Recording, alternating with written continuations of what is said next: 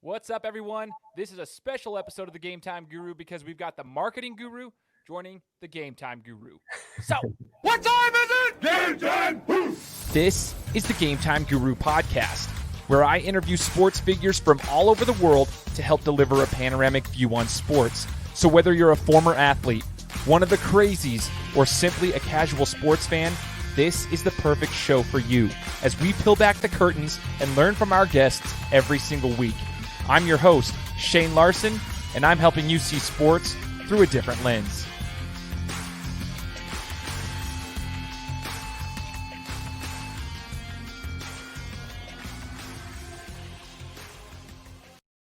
What's up, everyone? Welcome out to the Game Time Guru podcast. I am your host, Shane Larson, coming at you with another interview, another week. We're almost 4 years in the making of this show, and we're super excited to bring on our guest. His name is Mr. Russell Brunson. Russell, thanks so much for joining the show, man. Yeah, man, I'm excited we finally had a chance to do this. I'm really pumped. Absolutely, dude. A lot of people have asked me because of the fact that I do work my full-time job for you over at ClickFunnels. They're always like, hey, do you ever talk to Russell about this stuff? I'm like, dude, even when I was in the headquarters, man, like I work 10 feet away from you, I didn't have a chance to talk about this stuff. You're always heads down, like just work. So I'm super grateful that we have the opportunity to talk about it today. So a lot of people already know you, Russell, kind of for your marketing background and just kind of what you've done as the co-founder of ClickFunnels and just marketing in general from way before ClickFunnels even. But what we want to get to know today on the show is your background in sports. And I love this because you're a man and you got a lot of knowledge, a lot of experience. And I want to learn a little bit more about your story in wrestling and kind of how it's helped you in your business life moving forward. And then we'll talk a little bit about the UFC 254 matchup with Khabib Nurmagomedov fighting Justin Gaethje this weekend. So first things first, Russell, I gotta ask you, man. You know, you told us before that you're not like a major sports guy. Like you never were like a major sports guy, but you were a very, very good wrestler competing at a high level in the collegiate rank D1. When did you first get your introduction into wrestling, and why did you decide to wrestle? Yeah, so my dad was a wrestler growing up. And so I used to always hear him talk about wrestling and tell wrestling stories and all these things. And I guess that when I was probably, I don't know if I was kindergarten or first grade, they signed me up for wrestling. And I went to and I have little pictures of me in my little wrestling singlet and stuff. And apparently I hated it. I cried after every match. And so my mom made my dad like force me to quit when I was a little kid because I guess I hated it. And so I didn't wrestle again after my kindergarten year. All the way until, when I was in high school, or when I was in middle school, I thought I was gonna be a basketball player. I'd go play basketball, but I wasn't any good. But, you always have the dreams that someday you get spotted by someone and you'll be amazing. So, but I was playing basketball, and I remember 8th grade, one of my neighbors went out for the wrestling team, and he came back to church that next Sunday and was talking about it. And my dad overheard, and he's like, Russell, Ryan signed for wrestling. I'm like, okay. He's like, we're wrestlers. You need to come wrestle. And I was like, I'm a basketball player, Dad. He's like, no, we're wrestlers. And I was so frustrated, but he forced me to go. It took me in 8th grade, went to this thing, and we showed up, and I didn't know anything. I went out there, and like I just got like just beat on. Practice was so hard. My little brother actually went too. My little brother was beating me up. Scott, who works for us too. My little brother Scott, he would beat me up, and I was just like, man, this is a horrible sport. And my dad's like, we have to do it. And I was like, okay, well, I'll do it in 8th grade and 9th grade. But when I get to high school, I'm a basketball player. So I'll just use to make my dad happy. So 8th grade, I did it, and I was not very good. And then 9th grade, in Utah where I grew up, 9th grade was still in the middle school. And so, but you could get a release. So I would every day, the end of school, I would walk over to the high school, and I would have my 7th period there. And then I would go and I would wrestle on the wrestling team. And I remember I get out of school early, and every day I'd walk over there, go to wrestling practice. And I didn't love it. It was just kind of this thing. And then I remember they had wrestle-offs, and I was so scared. I was just like, there's no way I'm going to beat any of these guys. And I remember there was, I think 3 guys in my weight class, and I had wrestle-offs with them, and I ended up the JV kid. I ended up in a wrestle-off beating him, and I was just like just confused. I don't know how I won. And so the coach is like, "Congratulations, Brunson, you're JV." And I'm like, "Oh my gosh, that's so scary." And he gave me a singlet. I was like, I'd never worn a singlet before. 8th grade, you just wear your t-shirt and shorts, and I was just like, this is so embarrassing. And I remember getting ready for that tournament, getting ready for the match and stuff, and then. I remember they had weigh-ins, get to weigh-ins, and you have to strip down and get on the scale to see how light you weigh. And I made weight, and then the guy who's supposed to wrestle gets on the scale, stands up there. I remember he had a mustache, and to this day, I still can't grow a mustache. Right? I'm looking at this guy, and I was like, "This is like a grown man. I'm gonna get destroyed." I was so scared. And then I remember, an hour later, we're up in the gym. The wrestling mats are rolled out. We're about to start wrestling. I'm looking at this guy running around the mat. He's got a mustache. I'm like, this guy is gonna kill me. He is Like I was just so scared. And I remember finally as I turned to wrestle, we go out there, shake hands, and I look in the stands. It's my mom and dad and like a couple of parents, and that was it. It was like pretty much empty for the JV tournament or the match. We go in this wrestling match, we start wrestling, and I don't remember what happened. All I remember when it got done, I stood up, and I didn't know if I won or I didn't have any idea. Like I don't know how to keep score at this point really. And the ref raises my hand. I remember I was like, "What?" And I look over the guy with the mustache, and his head's dropped, and I was like, "I just beat a man with a mustache." I look at my dad in the stands. He's jumping up and down. I was like, this is the greatest feeling I have ever felt in my entire life. And I was like, that day I became a wrestler. Like, I'm going to be a wrestler. And like, that's all I thought about, all I cared about. And that became my life for the next, 12 plus years. And I ended up in high school. I ended up being a state champ. I took second place in the nation, was an All-American in high school. Had a chance to wrestle at BYU for a year. And I took third place in the WAC in BYU. And then BYU dropped the wrestling program. About that time, I went on a mission for my church. I spent 2 years in New Jersey. Trying to wrestle with every human that I could find that would allow me to wrestle with them. Every member who had a wrestling son, I was like trying to fight them all, and it was really fun. And then while I was on my mission, I got an offer to come and wrestle at Boise State. Came back to Boise State, competed my last 4 years, and at the end of my senior year, I was ranked in the top 10 in the NCAA. But I didn't ever place, which was like that was my big goal, and be an All-American in college. Never actually achieved that. Achieved in high school, but never in college. And that was kind of my wrestling career. And then it ended. That's when business started. And then fast forward a couple years later, I decided I wanted to compete again. And so I don't know if you know this part of the story, but I wanted to compete again. I missed it so bad. So I actually built a wrestling training center here. I hired the Olympic Greco wrestling coach, Ivan Ivanov, and moved him to Boise. And I ended up getting about 8 different wrestlers who were training for Olympics, all moved to Boise. We had this club where we were all trying to compete and train for the Olympics. And I was trying to get back in shape. So I'd taken 6 or 7 years off. And in the middle of this thing happening, it was so cool. I was just my business was supporting it, and all the wrestlers had jobs working for me. It was really, really cool. And then the whole business model we had at the time collapsed, and I ended up having to let go of all the wrestlers, all my friends. I shut down the wrestling gym, and that was kind of the last, that was kind of the end of my dream trying to compete as Olympian. And then last year I had a chance to wrestle for my first time in 15 years, which was amazing. And so that's kind of my wrestling journey in a nutshell, but it was, some of the greatest times of my life for sure. Dude, it's so interesting to hear it from you because the general public kind of knows you for your business stuff, but we don't get to see the athlete in you. And it sounds like obviously from the 9th grade period on, that's when you really took off. Obviously state champ in high school. What weight class did you fight at, or did you wrestle at, I should say? What was the weight class that you were always at? It shifted around. So in my junior year I was 130, then sophomore year 130, junior 140, senior 145. They cut down for the national tournament. I cut down to 140s. I took second at 140 in the nation. And then at BYU, I was 157. And then Boise State, I was 165 my last 4 years. Goodness, so that's still really light.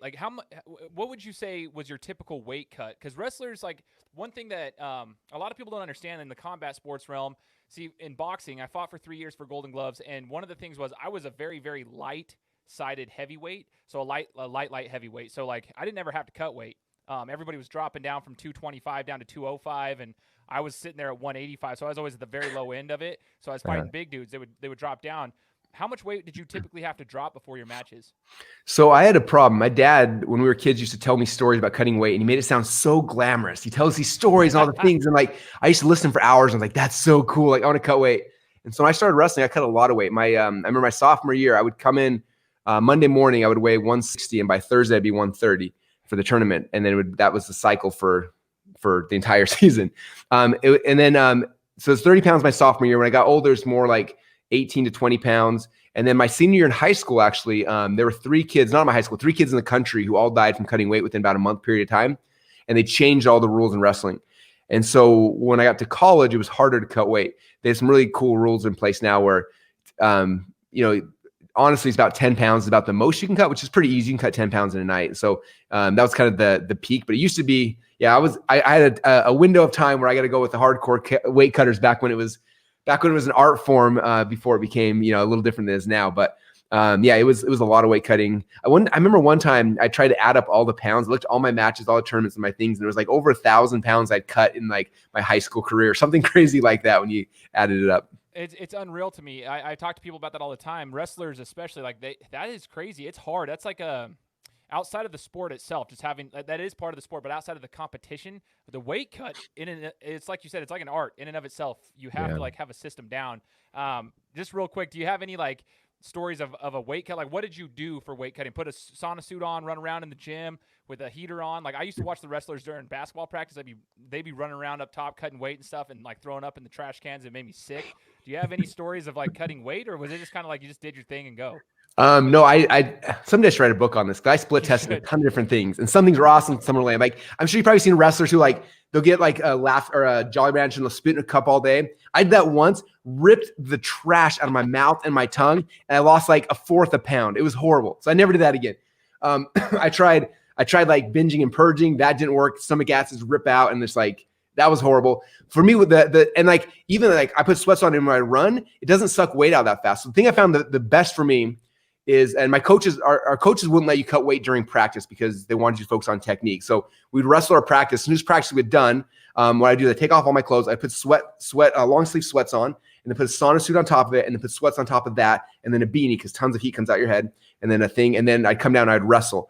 And either my dad or my brother or one of my buddies would come down, and we just wrestle hard, constant movement for an hour. And usually in an hour, the first day of your weight cut, you can lose about 8 pounds an hour. Second day drops for me to drop down about 5 pounds an hour. Third day dropped down about 3 pounds an hour. And so you kind of just figure it out based on that. Whereas running, if I were to run with the sauna suit on, maybe 1 to 2 pounds an hour. So it's like wrestling would just suck way more water weight out of you than anything else. And so for me, it was a lot of wrestling. And what's cool is like you wrestling, you're like, you have all the stuff on it, so heavy, so hot, so like miserable.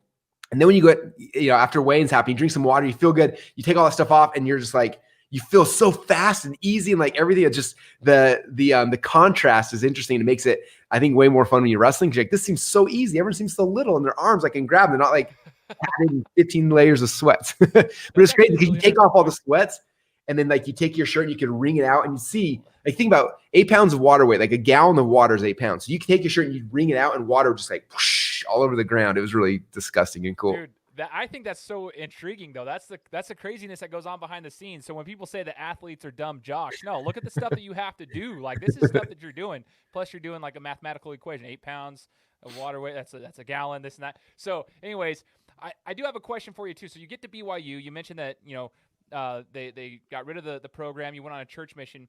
For some athletics, like especially like in the sport of football, like mainstream sports, when you switch a program, it's extremely difficult because you have a new system, right? So football has different playbooks, basketball has different playbooks, coaches have completely different systems that they have to incorporate. So that's why it's hard for some athletes to adjust to new systems. When you got to Boise State, I guess wrestling is wrestling, but do some coaches have different way of going about practice? 100%. Things? Like, was it a tough transition going from a BYU wrestling team to Boise State? Yeah, it definitely was. And I've had a chance to wrestle a lot of coaches in a lot of different rooms, and some coaches are very technical. It's a lot of like technical, drilling, stuff like that. Others, like Boise State, wasn't so much that. Boise State was more like we got in the room and we just kicked the crap out of each other for 2 hours every day. Like, it was just hardcore wrestling every day. And so for me, it was interesting because when I got in that environment, especially after taking 2 years off, it was hard. Like, it was brutal. I was just getting beat on so much. But I got really good really fast, and I got strong really fast because it was just like, constant 2 to 3 hours a day of just hard wrestling. But the problem I also feel is like, I went from like, taking 2 years off, my level increased really quickly, but then it plateaued.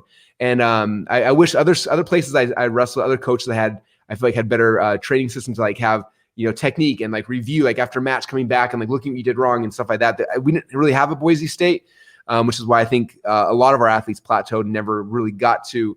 We have had 2 national champs and a bunch of placers, but we never got to the top tiers, I think, because of some of that. But yeah, it was definitely different, especially coming off 2 years off of just like, your body's soft and weak, and your muscles come back fast. Interestingly, like your muscles come back fast, but your tendons don't. And so that's why a lot of guys might come back like torn knees and elbows and all that kind of stuff. And luckily I didn't have any injuries, but I did. That took a lot longer. It took almost a year, I think, to get like the ligament strength back up to be able to handle like just the brutality of a practice, Dude, that's a really interesting point because I too served a church mission and I was in Brazil. I didn't have the problem of gaining weight like some people do. I had the problem, I lost a ton of weight. I came back, I was 30 pounds lighter, and it was like not a good 30 pounds. I was like a skeleton. And so when I came home, I remember like just athletically at all, like anything basketball, whatever, like everything hurt because you would think it would be the other way around, but I'm like, no, dude, just because I was lighter, it didn't matter. I had to get used to the flow of the sports arena, essentially. You know what I mean? So that totally makes sense. Getting back into that kind of high intensity training, especially after 2 years off, new system, everything, that could be hard for you. So question for you, Russell. You know, you had some good competition going through in high school, good competition obviously in college at the D1 level. Mm-hmm. Who would you say is the best wrestler you ever faced during your career, whether that be high school or whether that be in college, whether you won or lost, but who was the best wrestler you ever faced, and why would you consider them the best? Oh, that's a great question. It's interesting. In my senior year, actually, if you follow UFC, Johnny Hendricks was Oklahoma State at the time, and I actually wrestled Johnny Hendricks. I lost him by 1 point. Which was frustrating because I didn't follow his UFC career for a long time. And all of a sudden he was like the top thing. I was like, it was a controversial match. I'm still angry about it. I actually found the match during, I found my old videos when he was fighting all the time. And I was like, I lost by 1 point to this guy. He literally started screaming in the middle of the match. Anyway, it's like that guy is probably on paper the best, but like the best person I wrestled, it wasn't actually in a match. They actually, Boise State hosted the World Cup one year. And it was, Joe Williams from Iowa State. He showed up. He's a 3-time NCAA champ, and he came to the Boise room. And I was like, I looked at this guy forever. I like seen him, and I was just like, he's my same weight class. He walks in. He's about a foot taller than me. His waist is like 13 inches wide. It's like his lats are like just like chiseled, like a Greek god chiseled out of stone, you know. And I go to wrestle this guy, and that was like by far the most dominant human I've ever felt. I was just like, huh. I thought, I thought I was tough, and there's a whole nother level that I wasn't even aware of before. Like I couldn't touch his legs, I couldn't get past his arms. Like it was just, and I wasn't the best wrestler. But I was a good enough wrestler and that guy just played me like I was a little baby. It was awesome. That's cool, man. And I tell people that a lot, like in combat sports especially. There's always somebody that's bigger, stronger, faster, whatever. You just got to be ready. Like you might think you're the biggest, strongest, fastest, whatever, but there is always somebody out there, and it's awesome. That's kind of like the cool side about it, though. If you're a competitor, that's kind of what you want. You want the competition like that. You got to challenge yourself. I am curious too. I mean, when I used to watch wrestlers, I used to do jiu-jitsu. So we'd have a lot of wrestlers come into our jiu-jitsu gym, and they try to get a little bit of jiu-jitsu in there as well. And I talked to them a lot about their training for wrestling and kind of what they've learned through it. And a lot of them, I mean, it's discipline, obviously weight cutting and staying strict on everything. They have to be disciplined with the food that they eat. When everybody else in high school is eating whatever they want, they can't be doing that, especially when matches come around. Thanksgiving always sucked for them. But they would also talk about like the perseverance. I mean, wrestling practices aren't always fun. That's the same way with any sport. So I'd like to ask you, what are the top 3 lessons that you would say that wrestling throughout your life taught you in regards to what you can implement now into your business and your regular life? Yeah, that's a great question. So the first one comes to mind was actually my junior year in high school. My sophomore year I did well, and obviously in high school your dream is to be a state champ. So after my sophomore year, I was like, I'm gonna be a state champ next year, and I worked like I was gonna become one. Like I killed myself all summer long. I missed no days. We ran, we lifted, we wrestled, and I got really good during that break. And I told everyone I knew, like, I'm gonna be state champ. You're gonna be state champ. And I remember the very first match of the year. We wrestled Hunter High School, and the person I was wrestling was a kid who had taken second place in state the year before. And I hadn't placed the year before. And so I knew who he was. And I was like a little nervous, but I was like, oh, I'm going to be a state champ. It'll be easy. His name was Nick Fresquez. And we go out there to wrestle. And first match of the season, and he beat me really good. And I remember just being destroyed. Like just, oh my gosh. Like I've been telling you I'm going to be this champ and all this stuff. And then I lose my very first, of course, like it's a Saturday. So Sunday I go to church. Everyone's like, hey, how'd your match go? And it's just like, I lost. Like, wait, I thought you were going to be a state champ. I'm like, yes, I'm gonna just like drive you crazy, And I remember that night going to bed and just being depressed. And there's something about that feeling depression. Like I think people like it. I liked it. It feels good to be angry and mad. So I was angry and mad. But my dad had filmed the match. And my dad wasn't angry or mad. My dad was like, okay, how do we beat Nick Fresquez? Like I got to figure out how to beat this guy. So my dad stayed up all night watching the video over and over and over and over again and dissecting it, trying to figure out what he did and how he did and all sorts of stuff. And I don't think he slept one moment that entire night. Next morning I woke up and he's like, "Okay, Russell, come here. I know you did wrong." I'm like, "Dad, like, dude, I'm like, the annoyed teenager." And he's like, "No, come here." Gets me on the mat. He's like, "This is what you did," and starts showing me all this stuff. And we worked on the counters to what Nick could beat me with. And we drilled the counters that morning. And then that night my dad came to practice and we drilled them again. And the next morning we drilled them. And then at night we drilled them. And we did that for 4 months, back and forth and back and forth. So much so that I knew how to, like, first off, how to defend that move better than anyone on the planet. And second off, I knew how to do the moves he was doing better than anyone on the planet. Because I had doing my dad, and my dad would defend it back and forth and back and forth. Fast forward 4 months later, we're at the state tournament, and I'm on one side of the bracket, Nick's on the other side of the bracket. And, you know, as fate would have it, we end up meeting in the finals. And I looked out, you know, I started wrestling him. I was like, I know how to beat this guy. I beat him every day, twice a day for the last 4 months. Like, I know how to beat him. And went there and I wrestled him. And what's cool is not only did I beat him, I ended up using the same move he beat me with. I used it on him, and I beat him with his move, which was crazy. And I remember that, like, afterwards thinking about that with my dad, I was like, man, I'm so grateful that my dad took that and then took the loss, and instead of being like, oh, depressed, and meh, he's like, what did we learn? And then we figured out the tweaks and the changes, and we came back and we worked on it. I think in business, it's the same thing. I try to teach all my entrepreneurs. It's just like, you know, someone creates a funnel and they launch it. The funnel typically fails the first time you launch it. And most people fail and like, oh, they're depressed. Like, this is a scam. Funnels don't work. Blah, blah, you know, whatever the thing is. Like, no. Like, that's the loss. You need the loss so you know how to win. Like, I celebrate. We put out, we lose. I'm like, sweet. Now we know what's wrong. And we watch that. And we figure out what are the tweaks, what are the changes, what things we need to make. We fix those things. And we go out and we try it again. And I think like that was such a big lesson to me. And it's one of the reasons why I think so many people are scared to fail in any part of life. So they don't try. Whereas I learned from that process of wrestling, like, failure was not like something to be scared of. It's like, this is my learning moment. Like, I figured out exactly what I did wrong. Cool. Now I'm gonna go fix it and I'll beat him next time. And that was probably one of the biggest ones for me. The second one that's come to my mind is, so my junior year in high school, I won the state tournament.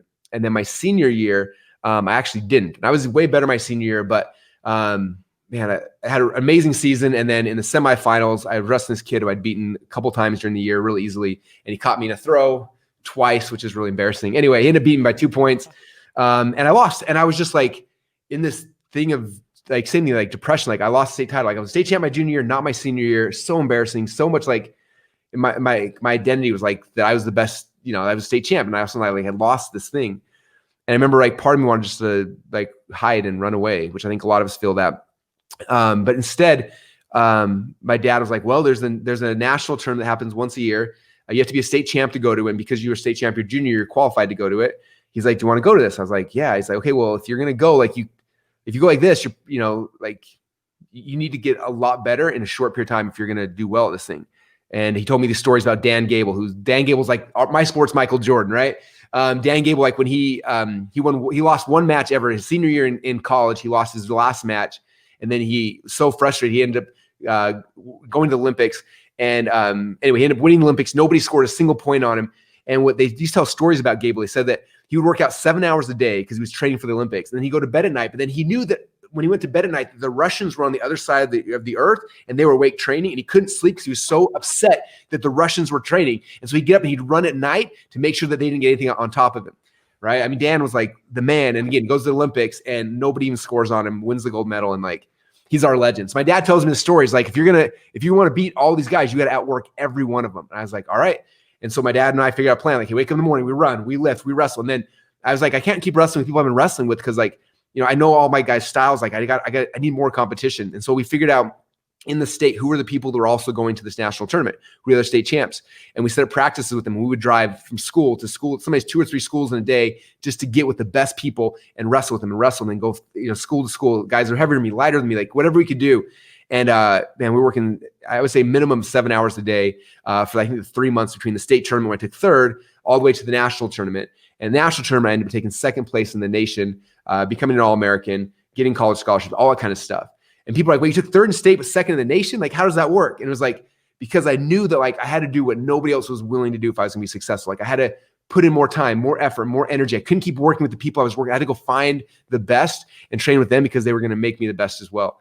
And, you know, there's so many parallels that in business or any part of life, right? Like there are times when we want to launch ClickFunnels where, you know, we had a deadline, we had to meet, all these things were happening, and Todd flew out here, and Todd and Dylan, and we worked for 3 weeks straight. We didn't sleep. Like we worked till 4 or 5 in the morning. We go pass out on the couch, wake up at 7 or 8, and we keep going again. We had to do that to be able to get this thing off the ground, to be able to have success, right? It was like outworking everybody else.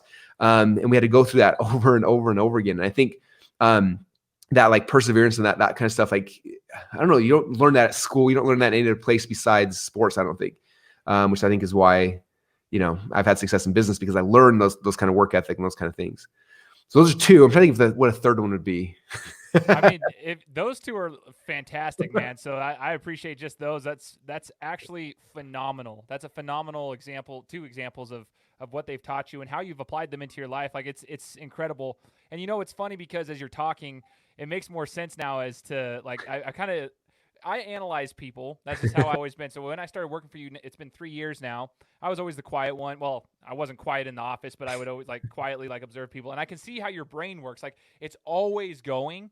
And you're always planning the next attack. It's kind of crazy how it is, and I can kind of see just through your discussion right now.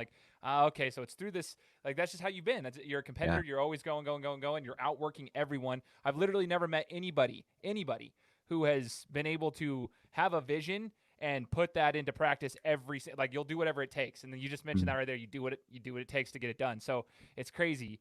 Now, Russell, when we look at this, as we kind of transition, I told you that I wanted to talk about the UFC matches coming up in the combat world.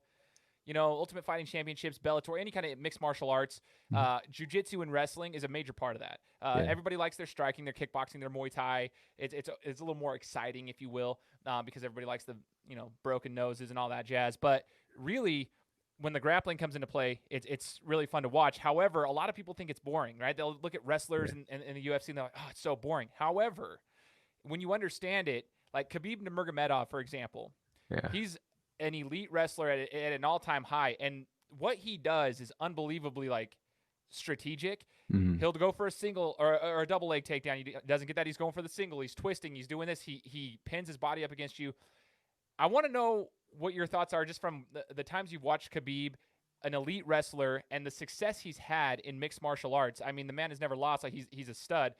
What are your thoughts on that? And the differences between maybe American wrestling and that of Russia, for example. Is there any differences that you've noticed in his style compared to what you might have been, grown up with? Cool. It's interesting. I remember after Khabib fought McGregor and tapped him out, there was this meme in the wrestling community that went viral, and it said, it's the picture of McGregor sitting on the mat, after he got choked out, just kind of sitting there, It says that moment you realize that grappling with your buddies isn't the same as wrestling. And it's anyway, we all love that. But yeah, I mean, it's definitely different. And I understand, in wrestling, it's interesting. They change the rules all the time to try to make it more flashy and more exciting, more points for throws and things like that, which encourage athletes to do more throws. And wrestling as a sport gets more and more fun to watch every year because of what they do. Because, they try to, they reward you with points for things that get the crowd to get excited, right? And I think it's tough because, sometimes in UFC, it's you want to see the crazy thing. But if you look at a real street fight, how do most street fights end, right? It's on the mat, it's on the ground, it's the real thing. And so, and you look at why Khabib's been so dominant, it's because he is great on his, as a typical fighter. But man, when he gets past here and he's on you, you can't get away, it's over, right? Yeah. And it's really cool. As far as different styles, so there's basically 3 styles of wrestling. And here in America, what we do in our high school and our colleges we call it collegiate wrestling or folk style wrestling. And we're the only country that does that style. And it's my personal favorite one. And then there's freestyle and Greco, which is the international styles, right? And they're different. And so freestyle and Greco, on our feet, they're very similar, but on the mat, it's way different. In high school, you're on the mat, you try to stand up and get away. But in freestyle and Greco, you lay out flat and you try to stay flat, and you're only down there for 10, 15 seconds. And if they don't get a turn, they put you back on your feet. So on your feet is where most of the throws and the fun stuff happens, right? And so because of that, if you look at a guy like Khabib, he's not a traditional wrestler that I think a lot of people here in America would look at, oh, he's going to be good on top or on bottom. He's good at takedowns. Internationally, that's what freestyle people are. Most of the sport is run on your feet. And so that's what he's good at is he gets in there, he's got a couple punches and then boom, he's in your legs, he's taking you down, and then he's moving to his submissions, And so it's that transition point from feet to the mat that's wrestling. That's what he's bringing in that's so powerful. You know what I mean? And I think this is why I'm so excited for this fight. We were joking, we should do this before this fight because what's fun about this is Justin Gaethje is a wrestler as well. In fact, Ben Sherrington, who was one of Boise State's All-Americans. Ben was one of my workout partners when I was at Boise State. He was one of Boise's national champs. We've had 2 national champs. He was the second one. After he graduated Boise State, he went to Colorado and was Gaethje's wrestling coach there. And Gaethje became an All-American. And then when he left, Sherrington continued to be his coach. And so I didn't follow UFC for a lot of years. But when Corona hit, COVID hit and everything was, there's no sports. All of a sudden UFC was the only thing that was on. I was like, I haven't watched live TV forever. So we turned it on and And Gaethje's first fight was out there. And he comes out on the thing, and all of a sudden Sherrington comes out on the mat with him. I was like, wait a minute, that's Sherrington. Like I'm freaking. I haven't seen him in like, 15 years. So I go on Instagram, and sure enough, Sherrington's still his coach, is still wrestling coach. And so ever since then, I've been following it, and I've been watching. He's been like just dominating people, person after person. And if you watch Gaethje's style, it's interesting because he doesn't fight like a normal wrestler. Like, he doesn't take people down ever. But his takedown defense, I believe, is one of, if not the best in the UFC. And so you've got two wrestlers, one who's the best takedown guy in the UFC, one who's the best takedown defense in the UFC, who are like colliding this weekend, which is insane. So it's like the battle of two wrestlers whose styles match up so interesting that anyway, it's gonna be really fun to see kind of how that all plays out, what happens. I'm really excited for it. Yeah, I'm stoked about it too. I was interested to see what your thoughts were there, because they are two wrestlers, two different styles, and they both have motors on them. They don't stop moving ever. It's ridiculous. And that's typically how a wrestler is. They don't ever stop moving. But Gaethje he'll keep throwing punches, and he'll try to, like, it's just going to be, I'm interested to see how it goes. Does it go to the ground? Does it stay up top? It's going to be fun. I'm actually more excited about this fight than I was the Conor fight, because styles make matchups, and I think this is a better, like, what am I trying to say? Yeah, styles make matchups, make good fights, and this is a better style in my opinion, because you got two wrestlers going at it. McGregor, I didn't think he was going to last with him because he had no takedown defense. So I'm excited about it. Now, Russell, I just really appreciate your time, and I know you're a busy guy. One last thing, I just want you to, before we sign off, just tell us, for anybody who's out there, like maybe kids who are wondering about wrestling, they're wondering about sports. Obviously, it's kind of helped you in your life. What would you say is the biggest takeaway from wrestling, and should kids consider competing in a sport, I mean, if not wrestling, if they want to learn some life lessons and be successful moving forward in their lives when it's all over? Yeah, for sure. There's an old saying that says, how you do some things is how you do everything. And it's interesting because I see people who maybe did sports but kind of just goofed around, whatever, and they move on to their school life or business life or family life. A lot of times they kind of have that same thing. I was someone who, when I was wrestling, like, I didn't want to just, when I realized that day that I had my hand raised and looked at the guy with the mustache, I was like, I'm a wrestler. Like, I didn't want to be a wrestler. I wanted to be the best wrestler. Right. In fact, I remember there was this old DVD or old VHS tape I had of Tom and Terry Brands, who were twin wrestlers at Iowa, who were both world champs, like some of the best wrestlers ever. And the video tape started, the first one was like, it started with Tom Brands said, "My name's Tom Brands. My goal is simple. I want to be the best wrestler in the whole world." And the next one came Terry Brands. "My name's Terry Brands. My goal is simple. I want to be the best wrestler in the whole world." And I used to watch that every morning, just that first like 30-second clip. And I'd be like, "My name's Russell Brunson. I want to be the best wrestler in the whole world." And I wanted to be the best because, like, I didn't want to just do it. I want to become the best. And I think, man, I don't care what sport you guys gravitate towards, right? There's so many amazing sports out there, but I would pick one, and then don't go in the attitude of like, oh, I'm just going to goof around. Go in the attitude of like, if I'm going to do this, I want to be the best in the whole world. Because sports, most people will not make their living as an athlete. Like, unfortunately, like, as amazing as it is and such a good opportunity, most people don't make their living as an athlete. I never made a penny as an athlete in my entire life. But what I got from the athletics was the work ethic, all those things, right? And how you do some things in life, how you do everything. So if you're going to do this, do it in a way that's going to prepare you for whatever the next phase of your life is, right? For me, it happened to be business. For you, it might be, maybe you're going to be called to be a minister of a church. Maybe you're going to be like, maybe it's for your family. Maybe it's, whatever your next calling is in life. Like, use sports and athletics as like this training ground to prepare you for whatever the next step is, whatever the next mission is going to be for you. Because if you waste that time, it can be a sad thing. So many athletes who came in who I saw who had so much potential, and then they just goofed around, didn't have much fun with it. Where I was like, I maybe didn't have the same potential. And I never became the best wrestler in the world. That was my goal. I never got it. But man, the pursuit of that, of trying to become the best, changed my life. It gave me the tools, the belief, the confidence, all the things I needed for the next phase, the next mission of my life. And so just know that going into sports, like, this is a training ground for the rest of your life. And if you prepare for it and you work hard for it, even if you don't ever hit your goals, as long as you're chasing with all you got, it'll give you what you need for the next phase of your life. And so I'm so grateful. Like, to this day, I tell my wife all the time, my kids, I was like, I would, in a heartbeat, if someone said, you can go back to wrestling in high school right now if you gave up your business, I would walk away without thinking twice. Like, that's how much that part of my life meant to me. It was more fulfilling, more exciting than anything I've done since then.